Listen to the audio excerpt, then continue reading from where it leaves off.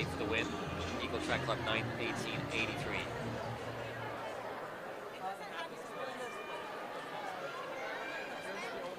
Here are our teams for P3. DC Cadets, South Fayette, Tub Gator, Skipper Girls, Robinson Track Club, WETC, Moorestown, Lexington Elite, Newton Center, Rocks Track Club, State College Area, Carolina Cavaliers, WT Woodson, Eagle Track Club, and Duval.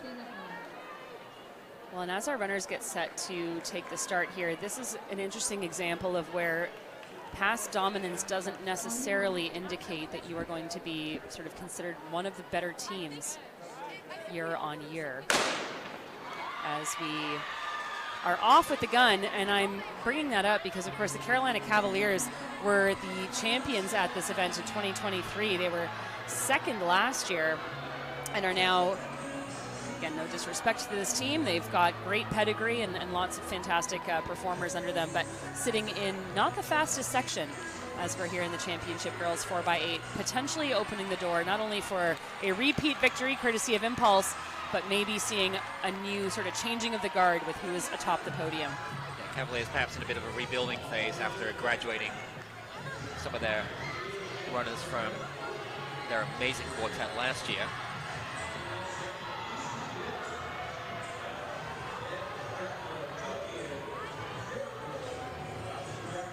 Well, and we're off to a really quick start up front there in this third of 4 sections. Leaving nothing to chance is our leader at the moment, as she's confidently striding towards the halfway mark of this opening leg and looks very, very strong, trying to create a little bit of separation between her and the rest of the field. And that is Moorestown taking charge early on here. 65.8 through 400 meters. That's a swift opening quarter.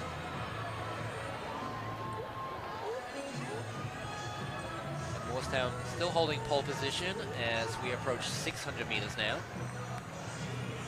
Well, this is really strong running up front. We'll remind any of you who tuned in last year that Impulse Track Club, courtesy of Padua Academy, won in 2024 running the following splits: 2:12, 2:15, 2:14, and 2:10. So that opening 65 and change for our early leader is a very, very quick first quarter. Moving in the second now, it's the DC Cadets, no doubt inspired by the championship winning performance of their boys outfit. And a great job up front here by our leader holding on. She's led every single step of this race, Dave. That's a tough thing to do. It's brave running. She knows herself really well, and she's being rewarded for it. She's going to hand off in first position. Yeah, splitting around 2:18, 2:18.5.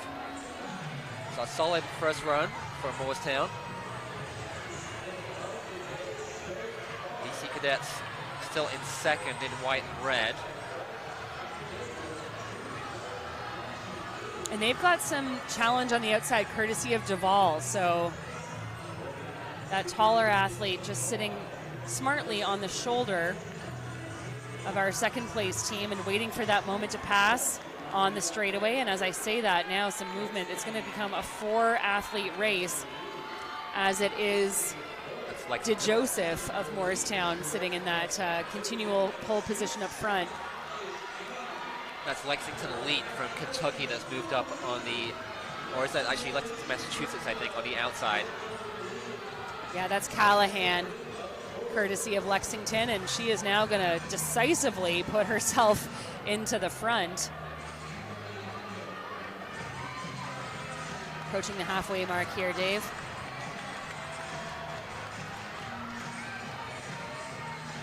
And Callahan has really split this thing open. She is running with authority. No one in picture at that tight view. Now you see the wave lights just sitting on the backs of, I believe that's DC Cadets. DC Cadets up front, of course, in that distinctive red kit. So this wave light set for 9:14. And you can see the lights are just a stride or so behind. This is so tough for our leader, Callahan, because she's going to have a little bit of feedback from those lights as you see them now just moving ahead of her. But she's running completely by herself. She's running a little bit scared, but has to do everything she can to maintain form and find it within her to keep her team in the lead. Yeah, The other thing is those lights are set for even pacing, and you're not going to have an even ability on your quartet. So the lights can be a little bit misleading because they're set for the average time for that 9:14. But Callahan doing a great job, and she's going to hand off with about a 7-8 meter advantage over DC Cadets in second. Lexington has the lead going into the third leg. It's a 2:21.49 split. And then a bit of a change in position here as it looks to be South Fayette and Tub Gators who have moved themselves into third and fourth position. And I believe that's South Fayette in those green shorts who are giving good chase now in fourth position. So it's 2 and 2, and those wave lights, Dave, are getting ever further away from our front two runners. Right. And the significance of that, it means that Mounties could challenge for the podium out of Heat 2, which would be remarkable. This is such an interesting event to sort of seed as well, because you don't run many 4x8s throughout the season. So your seed time is not always indicative of what your quartet is capable of, especially as they get fitter and fitter towards championship season. I think that may be what we're seeing play out here. Those wave lights just now, 5 or 6 strides ahead of Lexington, who have reopened the gap on the DC Cadets and working hard to give themselves every opportunity to get back on pace. And duking it out for third place, it's South Fayette and Tub Gator still, and they are reeling in DC Cadets and looking to make the pass on the outside.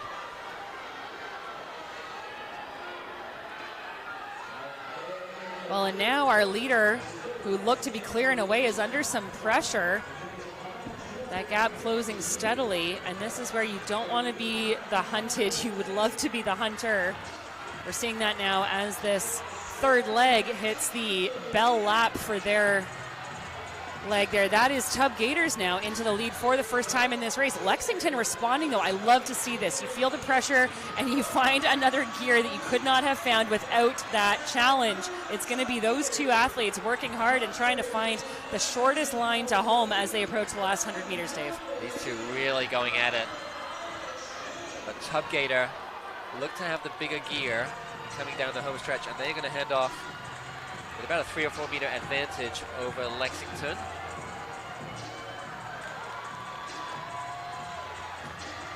And that is Madeir for the Tub Gators, leading things out over Lexington's closing leg, which I believe is Wharton. And now the push being made on the outside. If you look to your right split screen there, Lexington has found their way back into the front, saying, we really like this view from the lead. We don't think we're going to give it up so easily. And it's been a strong opening lap by South Fayette, and they are trying to latch themselves onto that lead too. And there you see as well, and they've been just sort of on the edges, on the periphery of this conversation the whole time. South Fayette not letting this race go. Those very distinctive green shorts. Look at the turnover there by our anchor leg Zheng, as the DC Cadets have fallen back to a fairly distant fourth at this point. It is really two teams up front being hotly pursued by that South Fayette final runner, but Lexington looking strong when they have less than 400 meters to go. And the Lexington anchor will have a chance to look up at the scoreboard as she comes down the back stretch now and see what kind of gap she has without having to glance behind. She's powering. She looks really strong, composed within herself.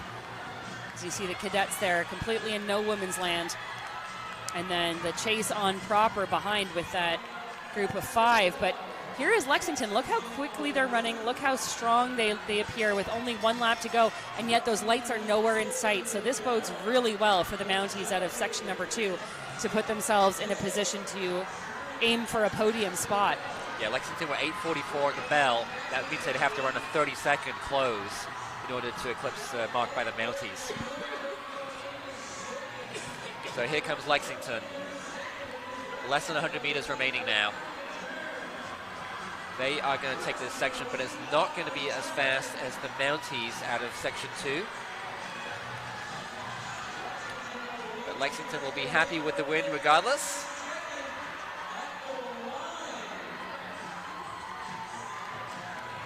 .215.61 carry for our Lexington anchor for a 9:20.66 clocking. Tubgater came through for second, 9:24.20, and South Fayette 9:24.83 to round out the top three. And what a strong close there by Wharton of Lexington, a really, really powerful anchor leg. She just had too much of a deficit to make up to be able to keep her team in contention for one of those top spots, but strong running all by herself, really pulling away from the rest of the field as we see each of those athletes come across the line. And Dave, this means that mark thrown down by the Mounties, 9:14.58, still the time to beat. We still only have 2 teams under 9:20 so far, but that, I think, is all about to change.